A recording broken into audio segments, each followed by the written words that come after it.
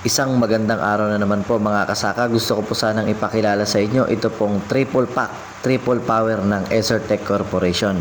Tayo po ay mag-a-apply ngayon using drone. At nakikita nyo po ito pong tinitimpla ngayon, ito pong nilalagay sa tubig ay ang dinero. Ito po isang inorganic foliar fertilizer at napakaganda po nito dahil napakataas po ang phosphorus. Meron po itong 51% at meron naman po itong 34% na potassium na tumutulong sa atin pong mga halaman para sa pagpapabunga, pagpapabulaklak at pagpapaugat. Alam naman po natin na kapag mahabang ugat, mas maraming nutrients ang nasisipsip. Ito po ay pwede sa palay, pwede po sa sibuyas at sa iba pa pong crops na atin pong itinatanim.